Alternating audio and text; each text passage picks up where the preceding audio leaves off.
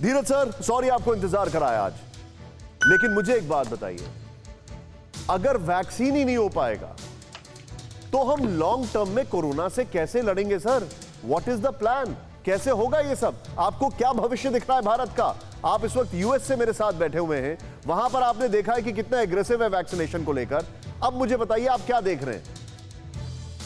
देखिए, नमस्कार, thank you for having me on the show. आप तो ये जानते हैं कि मैं कई महीनों से ये टीवी चैनल्स पे बात कर रहा हूँ कि वैक्सीनेशन इज द ओनली ब्रह्मास्त्र जिससे आप बच सकते हैं, और वैक्सीनेशन एक टाइम का प्रोसीजर है ही नहीं। हम बार बार ये समझा रहे हैं कि हर साल आपको बूस्टर करना है, तो आपको मास प्रोडक्शन का पूरा इंफ्रास्ट्रक्चर क्रिएट करना है। As of today actually should have been done 8 months ago, लेकिन देर आए दुरुस्त आए।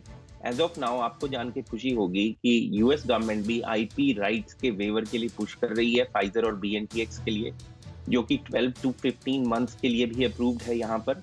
और जर्मनी की कंपनी BNTX ने थोड़ा ऑब्स्ट्रक्शन किया है, लेकिन यूरोपियन यूनियन के कोर्ट्स उसे पुश कर रहे हैं ताकि फॉर्मूला ट्रांसफर हो जाए। जॉनसन एंड जॉनसन का करार ऑलमोस्ट फाइनलाइज हो रहा है भारत के अंदर, और तीसरा मॉडर्ना को भी अप्रोच किया जा रहा है, क्योंकि कई सारी वैक्सीन जब मास स्केल पे प्रोड्यूस होंगी भारत में एटलीस्ट 40 to 50 करोड़ प्रोडक्शन होना चाहिए पर मंथ का, अगर हमें लॉजिस्टिकली इस वायरस से लड़ना है।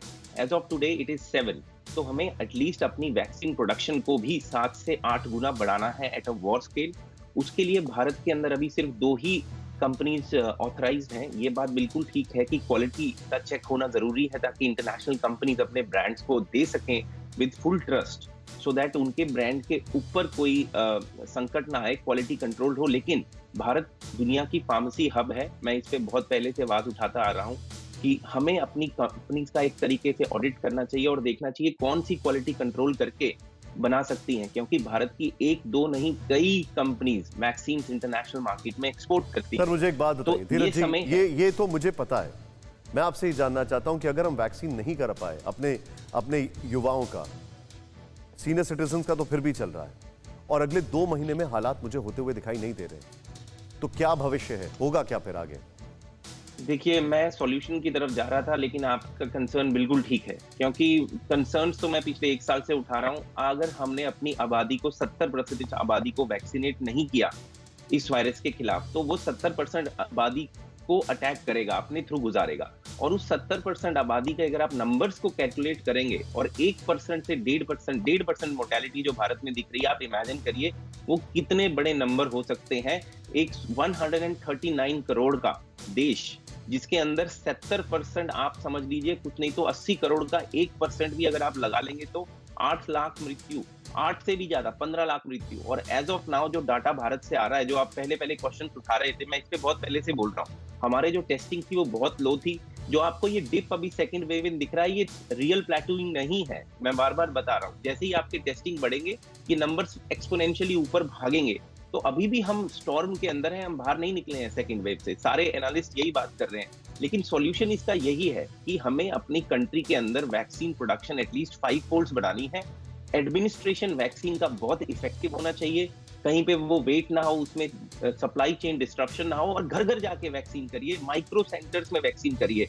ऐसा देखने में आ रहा है कि वैक्सीन करने की प्रक्रिया से ही सुपर स्प्रेडर इवेंट बन रहे हैं, जब आप 1000 लोगों को एक साथ इकट्ठा कर रहे हैं। और मई का महीना है, अगर आप लंबी लाइन लगाएंगे तो हीट स्ट्रोक आने का रिस्क है। तो कहीं ना कहीं स्टेट्स को भी बिल्कुल मिल के काम करना है, सिर्फ सेंटर ये कर नहीं सकता। आप ये देखिए धीरज जी, मैंने आपसे सवाल क्यों पूछा, न्यूयॉर्क में Johnson and Johnson Subway station पर फ्री वैक्सीन दे रही है और उसके साथ फ्री मेट्रो कार्ड दे रही है।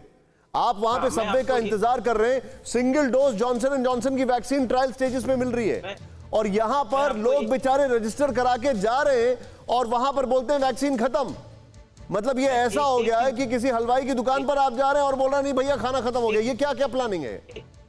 एक चीज बताना चाहूंगा, अमेरिका में एज ऑफ नाउ जो डबल डोज जिनको मिला है वो 47% के करीब है, 46.4, और जो फुली वैक्सीनेटेड है वो 35.4 है। इजराइल इज 60%, और यूके के नंबर्स तो 27.6% है डबल डोज, क्योंकि डबल डोज के 14 दिन के बाद फुल वैक्सीनेशन होता है। भारत में वो नंबर 2.9% है। इसीलिए मैं वैक्सीन की, और इस नंबर का सबसे बड़ा फैक्टर है मास प्रोडक्शन अभी लो है। तो हमारे पास जो आईपी वेवर है वो सब कंपनीज में डिस्ट्रीब्यूट करना चाहिए, जो क्वालिटी मेंटेन करके कर सके, इंक्लूडिंग इन इंडिया। ये जो आपने पॉइंट रखा, मैं इसी में एक चीज ऐड ऑन कर रहा हूं, क्योंकि आपने इंग्लैंड का जिक्र किया है। अड़ी सोमवार से शुक्रवार शाम 6 बजे सिर्फ TV9 भारतवर्ष पर।